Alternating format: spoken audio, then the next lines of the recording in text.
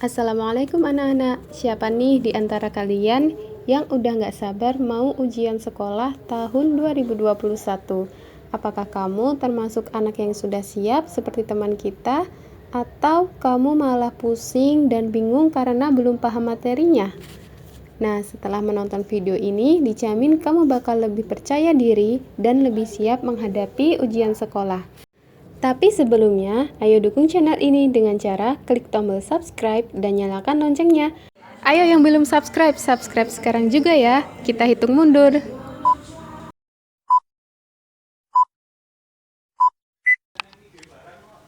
Nomor 1 adalah soal tentang besaran pokok dan besaran turunan. Yang ditanyakan di sini yang merupakan besaran pokok dari soal atau dari bacaan. Nah, besaran pokok sendiri itu kalau kita singkat ada jiwa SMP.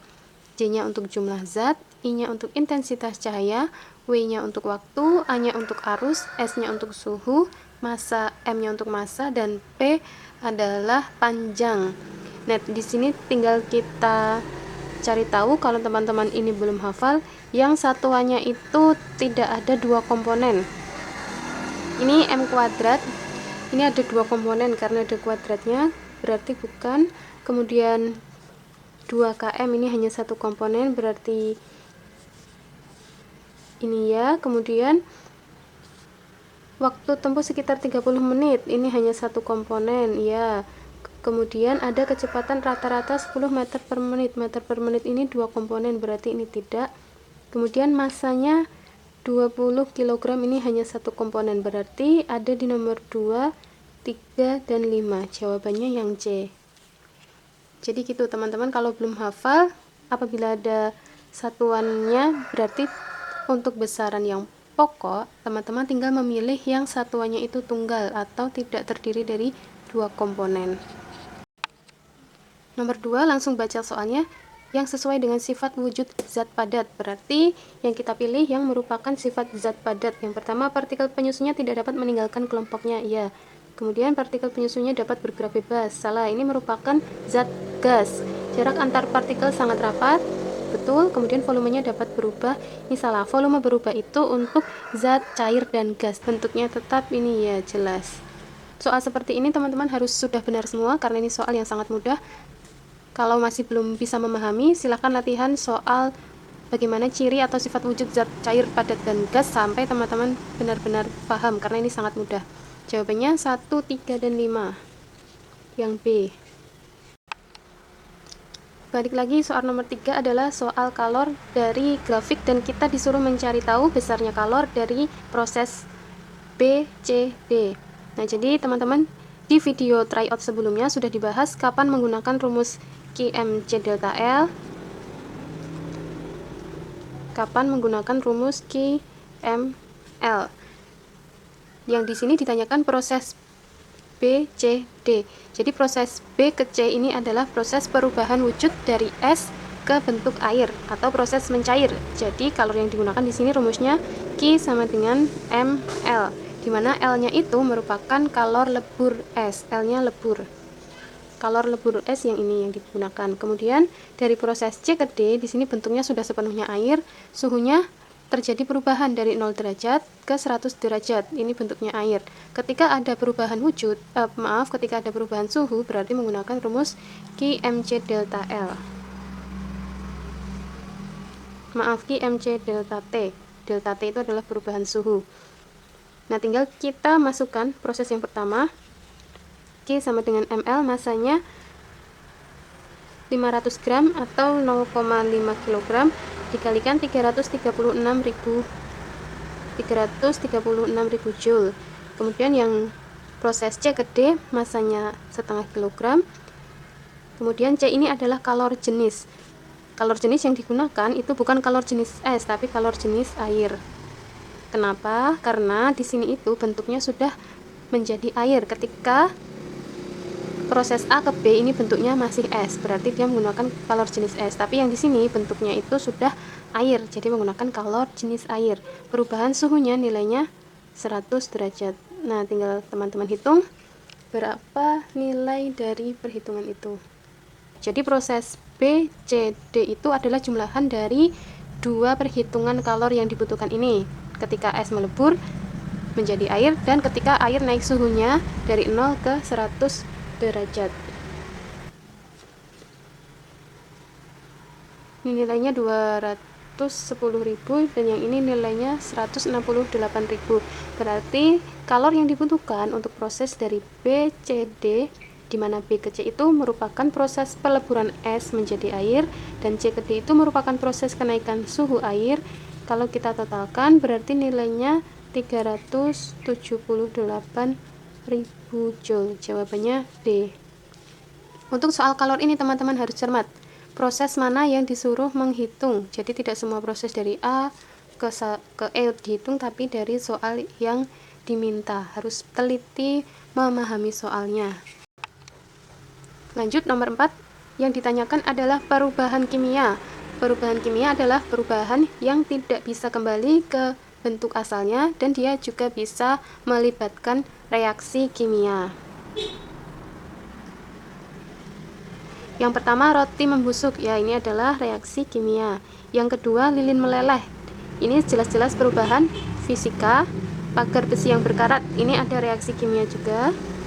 Air laut yang mengalami evaporasi di siang hari atau penguapan. Ini adalah perubahan fisika. Jadi jawabannya yang 1 dan 3. Perubahan fisika itu di tryout sebelumnya, silahkan ditonton, itu sudah dijelaskan ada 6 jenis perubahan wujud. Seperti membeku, mencair, mengembun, mengkristal, mendidih atau menguap, seperti itu. Itu adalah perubahan fisika ditambah perubahan bentuk benda seperti kayu menjadi meja atau kursi. Jadi yang merupakan reaksi kimia itu adalah perubahan kimia adalah perubahan yang melibatkan reaksi kimia dan tidak bisa kembali ke bentuk semula. Nah, buat adik-adik yang masih merasa kesulitan, bisa bergabung ke bimbingan belajar online Galeri Sekolahku. Nantinya kita bisa berdiskusi bersama tentang materi IPA dan matematika. Selama diskusi, adik-adik bisa belajar tentang memahami materi secara lebih mendalam, kemudian bisa membahas soal yang dirasa sulit, dan bisa juga mendapat bimbingan mengerjakan tugas sekolah. Nah, bagi yang berminat dan ingin mendaftar, silahkan menghubungi nomor kakak-kakak yang ada di papan tulis berikut. Silahkan dicatat nomornya. Kalau sudah, kita lanjut membahas ke soal nomor selanjutnya. Lanjut soal nomor 5, kita disuruh menarik kesimpulan. Larutan P diberi lakmus merah menjadi biru, berarti ini adalah basa. Diuji lakmus biru tetap biru. Larutan P itu basa. Kalau warnanya biru dia basa. Kemudian larutan Q diberi warna merah tetap merah, diberi lakmus biru menjadi merah, berarti ini asam. Kalau merah berarti asam. Larutan R diberi lakmus merah dia merah, diberi lakmus biru dia biru, tidak berubah, berarti ini adalah larutan bersifat garam. Kesimpulannya, larutan R garam dan larutan Q bersifat basa. Salah. Larutan P basa dan larutan Q asam. Jawabannya A.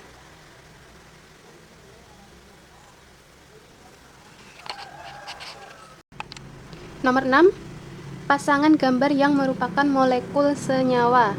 Kita harus tahu senyawa itu terdiri dari 2 atau lebih unsur yang berbeda. Jadi ketika kita lihat nomor 1, ini bentuknya sama, berarti dia bukan senyawa. Yang kedua, ini ada 1 bulatan besar dan 2 bulatan kecil. Ini merupakan 2 unsur yang berbeda, berarti ini adalah senyawa. Begitu ya cara mengetahui apakah itu molekul senyawa atau unsur. Kemudian nomor 3 ini 4 bulatan kecil yang sama, dan yang nomor 4 ini 1 bulatan besar, 3 bulatan kecil yang sama, berarti jawabannya yang nomor 2 dan 4.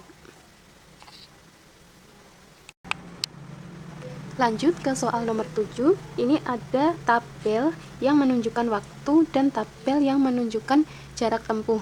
Di sini dilihat angka pada tabel waktunya itu bertambah tapi dengan pertambahan yang berbeda-beda. Di sini tambah 3, tambah 5, kemudian tambah 6. Sedangkan di sini kita lihat ada angka unik yakni kelipatan 5. Nah, caranya untuk menentukan apakah benda tersebut bergerak lurus beraturan, beraturan dipercepat, diperlambat, atau dipercepat tidak beraturan, kita bisa menggunakan teknik perbandingan. Apabila ini 2 detik, dia menempuh 10 meter, berarti 1 detiknya 5 meter. Kemudian di waktu kelima, dia menempuh 25 meter. Apabila kita bandingkan ke detik pertama, dia mengalami pertambahan 3 detik dan menempuh jarak 15 meter. Ini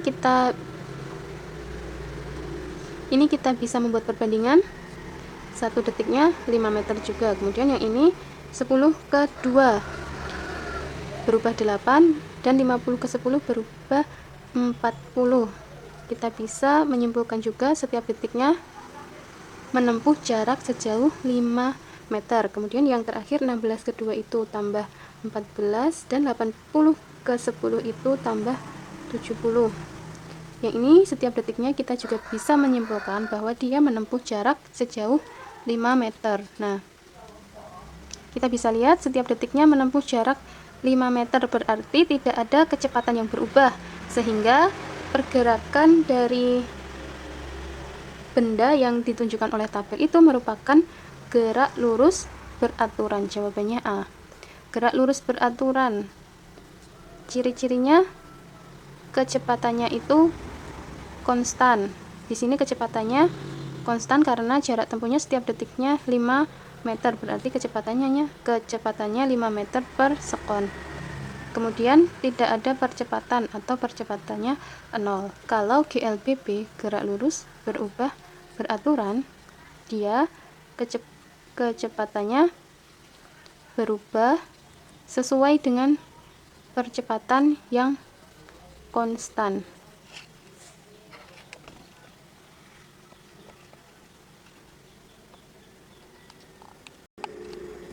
Nomor 8 ditanyakan adalah resultan gaya yang dialami benda. Resultan gaya kita bisa menghitung. Apabila gaya ke kanan kita tulis positif, berarti ini plus 15, plus lagi 25.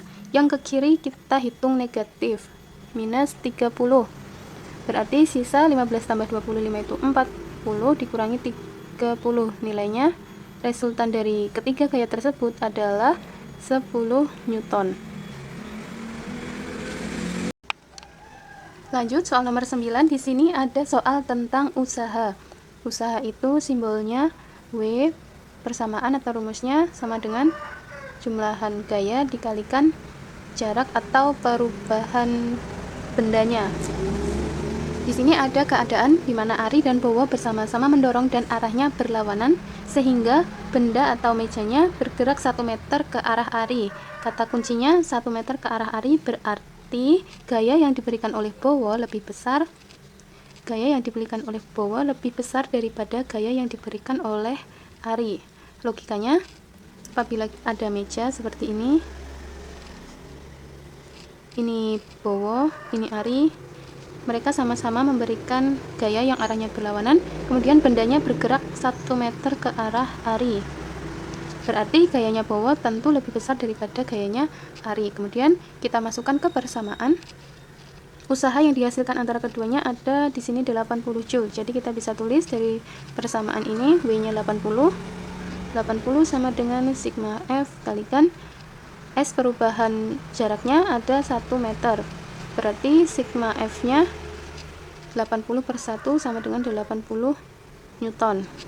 Nah, di sini sigma F kita bisa memecah menjadi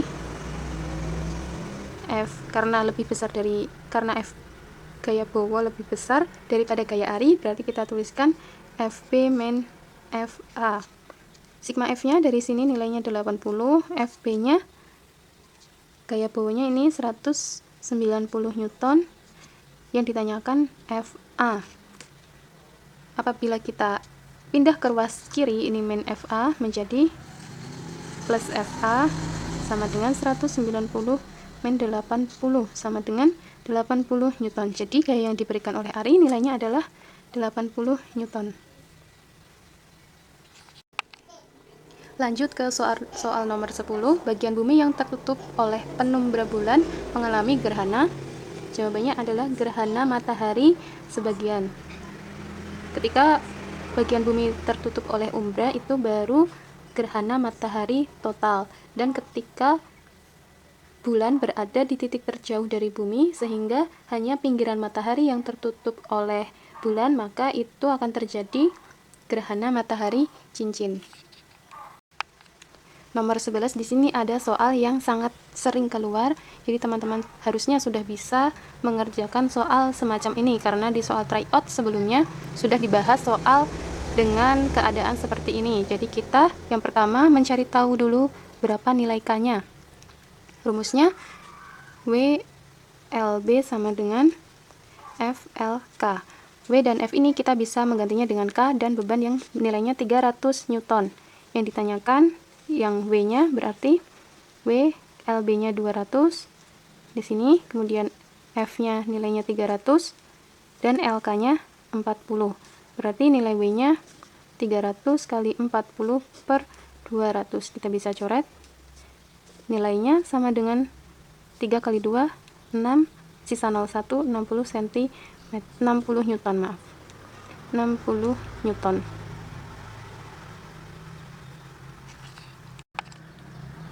Kemudian keadaan 2 kita bisa menghitung nilai F dan LK-nya. F-nya itu 300 dan LK-nya yang tadinya 40 kemudian ditambah 10 cm menjadi 50 cm. Jadi nilainya ini adalah 15.000 Newton. Ini adalah keadaan 2. Sehingga kita tinggal mencari bagaimana keadaan yang W kalikan LB yang menghasilkan nilai 15.000 Newton. Yang pertama, tadi nilai K-nya 60. Kita tulis di sini 60. Option A menambah K dengan beban 60. Menambah K dengan beban 20. 20 tambah 60 80. 80 kali 2 1600, berarti ini salah. Yang B mengganti K dengan beban 60. Bebannya sudah 60. 60 kali 2 1200, salah. Menggeser K sejauh 50 cm menjauh dari titik tumpu, berarti 60 kali 250. Ini hasilnya adalah 15.000 Newton. Yang D menggeser K sejauh 60 cm menjauh dari titik tumpu, berarti ini 60 kali 260. Hasilnya 15.600. Jadi jawabannya yang menghasilkan nilai sama dengan ruas kanan 15.000 adalah yang C. Ayo like video ini, kemudian jangan lupa tekan tombol subscribe dan nyalakan loncengnya, serta bagikan video ini sebanyak-banyaknya ke teman-teman kalian agar lebih bermanfaat. Sampai ketemu di part 2. Wassalamualaikum warahmatullahi wabarakatuh.